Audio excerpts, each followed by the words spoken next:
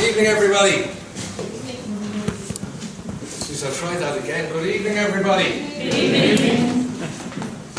I'm only 5'6". And every time I've been asked to be best man, I'm only standing up 2 minutes and somebody shouts out, stand up. So I learn from everything life throws at me. Can everybody see me? Yes, good, good. Weren't those two very good talks? What did we pick up on them? What was the biggest thing that came across from the two talks? Confidence. Confidence. Well, what was it Joe said? What did Joe say was the best form of sales? Word of mouth. What did Pamela say was the best way to sell? Networking. Networking. Get out and talk to people. Does it happen online? Seldom. Does it happen with emails? Seldom. What I'm going to talk about this evening is a thing called light bulb moments. I'm going to let you in on a light bulb moment that changed the way I sell forever. But what is the thing about light bulb moments? We get these great ideas, we get them at home at night time in bed, or we get them in work, or whatever it happens to be. And we go to a colleague, or a friend, or a family member, and we tell them about it. What's the first thing they say? That's crazy. That's crazy. Don't do that. It'll never work. And the one I used to hear all the time was, you don't need to reinvent the wheel. How often have we heard that one? I've got into rows with so many bosses over the years over that one. Because let's think about it, guys. Think about it for a second. The wheel has been around for 5,200 years at least. But that's the oldest archaeological find they've got of a wheel. And if nobody had reinvented the wheel, or at least improved it significantly, those of us who came here by car this evening would arrive in a car with wooden cart wheels on it. And how well would that work? It would work, but not well. And this is one of the things I see all the time in sales. We're doing what we always did. We're not thinking about what we're doing. We're not thinking about our customers. What do our customers care about, ladies and gentlemen? Anybody any idea? Themselves. Themselves. That's what they care about. 24 hours a day, 7 days a week, 365 days a year. They care about themselves. So what we want to get across to them is what's in it for them. What really and truly is in it for them. Okay? And how can we improve what we do to get there? Now, who'd like to know how I sold 1.23 million in 15 minutes? Everybody. Okay. Well, before we do that, when I thought about coming here this evening, I thought I might do a quiz. But then I realized how many people were in the room, and I knew we wouldn't have time for that. But I'd like you to pay attention to something here that I've written down called follow directions. So direction number 1, listen carefully to all the directions before doing anything. Direction number 2, hold up your right hand and say clearly, hi Peter. Hi. Say hello, nice and clearly, to the person on your left-hand side. Hello. Stand up, call out your first name, and sit down again.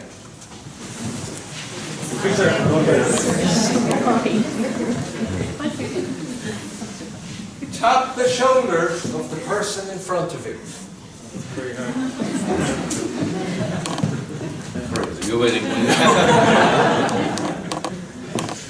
Number 6, loudly call out, I am doing a great job of following directions. I am doing a great job of following directions. And number 7, now that you have finished listening carefully to all the directions, carry out number 1 only. Do we remember what number 1 was? Listen carefully to all directions before doing anything. How many people stood up? How many people called out their name? And how many said, I'm doing a great job of following directions? Now how do we feel? Now the question I have for you is, why did I do that? Did I do that to make people feel stupid on a Tuesday evening? I didn't. I did it to prove a point. Too many of us as salespeople cannot wait to get into somebody's office, to make that presentation, and to tell them all about who we are and what we can do, and what we're going to do, and what we've done for everybody else. What we don't do is find out from them what matters to them. And let me tell you, ladies and gentlemen, every single customer that we ever meet, that we ever interact with, will tell us every single thing we need to know to sell them everything we have with no discount. But the problem is that too many of us, are too concerned about telling them who we are and what we do, that we don't pay attention to what they're saying. So, our first lesson tonight is pay attention or pay the price. Will everybody repeat after me? Pay attention or Pay the price. Very good. Now, I'm going to tell you a little story of this light bulb moment that I had. I walked into a room one day. By the way, for those of us who are in business and selling at the moment, who is the most difficult person to sell to? Another salesman. Another salesman. But there's somebody worse than that. Salesman. A procurement manager. Who likes procurement managers? Oh, no hands went up. Yeah, me, because they're easy-minded. They're just seeking less price instead of what we deliver. Yes, but it's all about price, isn't it? It's not. They're trained For them, yeah. to beat us up on price. They're very, very difficult to deal with. They do try not to tell us things. And I remember I walked into this room one day. It was about the size of this area here. And it was a horrible atmosphere in there. And all the desks were pushed up against the walls so that nobody, while they were on the phone, could see anyone else in the room. So that they wouldn't chitty-chat. So that they'd be more productive in their day-to-day. And I walked in, and the gentleman I had come to see was over in the corner, and he was on the telephone. I was a few minutes early. And he was standing up at his desk while he was on the telephone. What does that mean when somebody's standing up? They ain't happy, are they? He was quite emotional, and he was screaming into the telephone. And the words he used were, "This is the 3rd time this week! I've had enough! God Almighty!" And he slammed the phone down. And at that point, all I wanted to do was sneak out the door on my tippy toes and hope he hadn't seen me. But unfortunately, he caught me out of the corner of my eye. And I thought, God, there's some atmosphere in here. I don't even want, do I even want to know what's going on? But I said, I have to get him out. So I said, Liam, can we go and get a cup of coffee? So he said, okay, great idea. So we went into the canteen of this company, and whereupon we found 150 other people all in the same humour as Liam. I thought, oh my God, what am I going to do now? As we stood there looking at each other uncomfortably with our coffees. And I thought, Liam, how about we get out, go outside in the sun and get a bit of fresh air? So we got him outside of that atmosphere. And I said, what's going on here? I've never seen anything like it. Such an atmosphere. And he said, let me put it this way. We have 250 people on an assembly line here.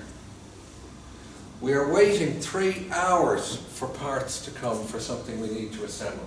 It needs to be on the boat this evening at midnight, which means it needs to be on the truck at 9 o'clock. There are no excuses with this. We will be fined if we do not send the truck out the door at 9 o'clock. But we have 250 people sitting in the factory doing nothing at the moment. And it's costing thousands upon thousands in the hourly rate we're paying them to do nothing at the moment, and the time and a half we're going to have to pay them this evening. And I said, Liam, what if I could do something for you about that, all those thousands of euro? But as I started to begin that sentence, as I was saying the word what, my brain kicked in and it screamed and it said, it's not his money. He doesn't care. So I stopped at the what and I said, what does this mean to you, Liam? And he said, it's the most stressful time I've ever had in all my years of working. I said, and what does that do for you? He said, yesterday evening at 4:30, boss came down from 3 floors up and berated me in that office in front of everybody else. I said, how did that make you feel? He said, I felt about that size. And I was so angry because it wasn't my fault. I said, oh my goodness. And how did your day end? He said, I went home and I was in such a bad humour. I had a fight with the children at dinner. I had a fight with the wife after dinner. The evening went very badly. And at 10:30, the wife walked into the sitting room, handed me a pillow and a blanket, and said, you can sleep on the sofa. You were all wondering what that was for, wouldn't you? And I said, Liam, how did that make you feel? He said, not good. And I said, Liam, if you deal with my company instead of that company, I will work through the night if I have to, but I will make sure on my watch you never have to sleep on the sofa again. Do you think he bought it? Do you think I had to do a product demonstration? Do you think he thought of it right?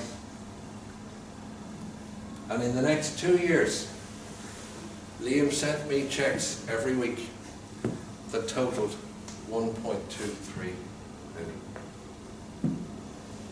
That is how we sell and sell properly and find out what's with the customer.